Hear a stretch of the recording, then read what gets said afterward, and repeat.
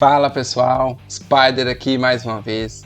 Nesse vídeo temos parte de uma aula gravada em que abordo aspectos genéticos do câncer, enfatizando o ciclo celular e sua regulação. Se você quer saber mais sobre o desenvolvimento do câncer, os principais genes associados a esse processo e os mecanismos envolvidos, é só ficar comigo que é logo após a vinheta. Vamos lá!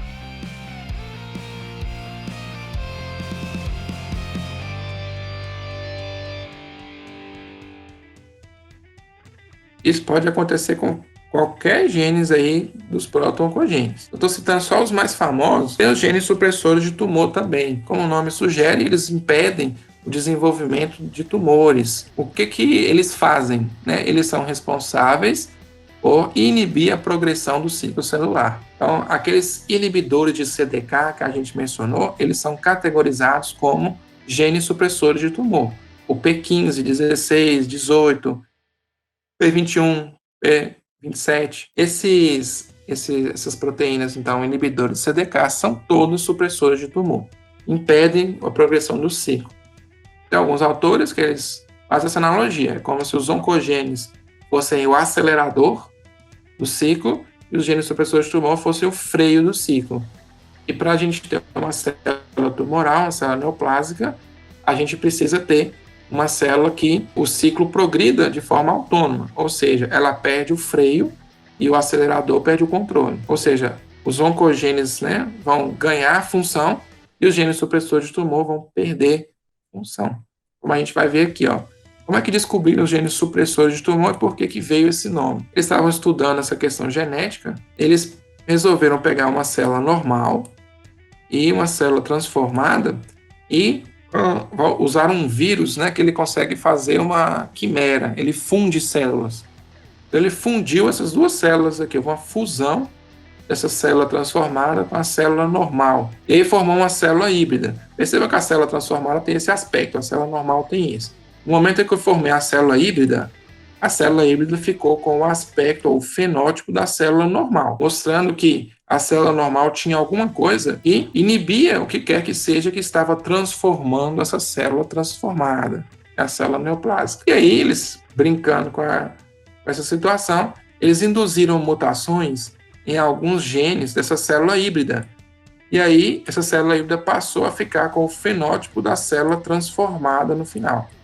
Aí esses genes que sofreram mutações, estavam inibindo, ou bloqueando a transformação celular, eles foram chamados de genes supressores de tumor. Daí que vem essa ideia. São os genes que suprimem o desenvolvimento dessa transformação. Vou citar 2 genes supressores de tumor, que são os mais famosos, e são muito, na maioria dos tipos dos cânceres, eles sofrem algum tipo de mutação, porque eles são pontos-chave na regulação ali do ciclo celular. O mais famoso deles é o P53, mas também a gente pode destacar aqui a proteína RB, que é fruto do gene RB. Proteína RB é de retinoblastoma, é um tumor ocular que tem uma característica hereditária muito grande. O livro descreve ele como ocorrendo de 2 formas: esporádica, adquirida, ou familiar, que é quando a pessoa herda essa mutação ao nascimento. Então aqui, por exemplo, a gente tem aqui as células germinativas, vão formar o zigoto, e aqui um dos cromossomos vai vir com mutação. Então eu vou ter aqui cromossomozinho da mãe, cromossomozinho do pai, formando aqui um indivíduo heterozigoto com esse gene aqui, sendo que eu tenho um gene mutado e um gene normal. O que isso traduz para a pessoa, Quando for desenvolver essa criança aqui, ela vai ser heterozigota e vai ter a aparência normal, mostrando que apenas um alelo é suficiente para manter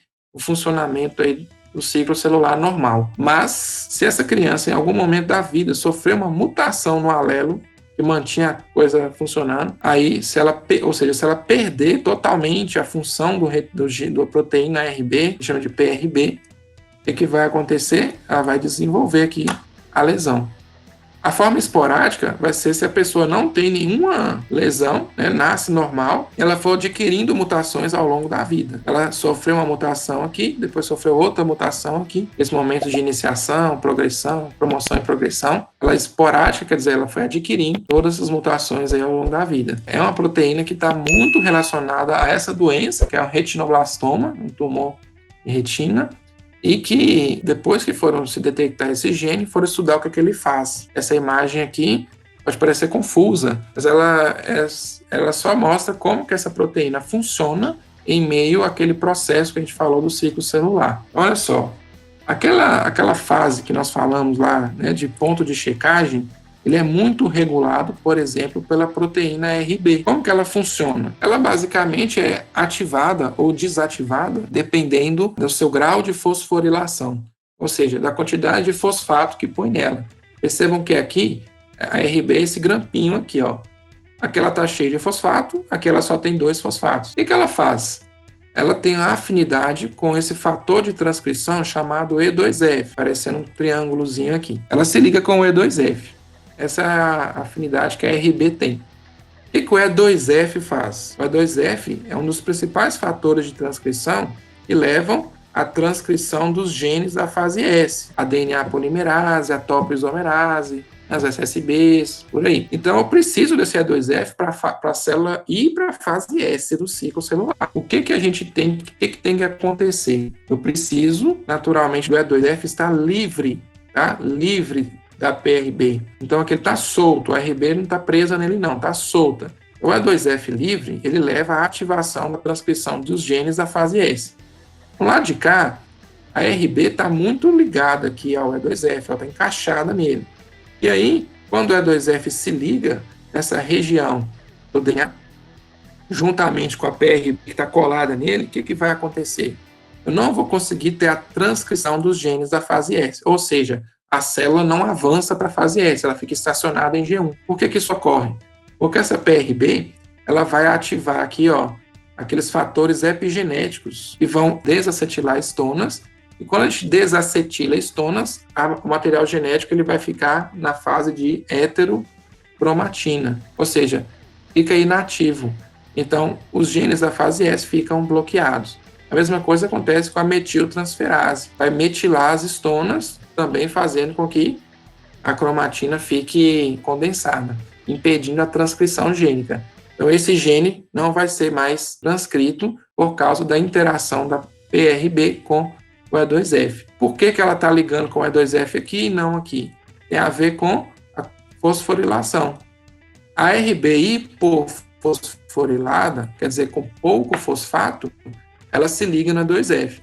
Se você colocar um monte de fosfato nela, como está mostrando aqui, é o estado hiperfosforilado, ela solta, ela libera E2F, perde essa afinidade.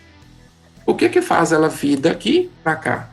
Ou seja, o que faz a célula decidir a sair de G1 para S, que é o que está falando aqui, ó, o que faz ela pular de G1 para S? Mais uma vez, como a gente já falou, envolve a ciclina D e a ciclina E, né, que eu tinha mencionado lá atrás.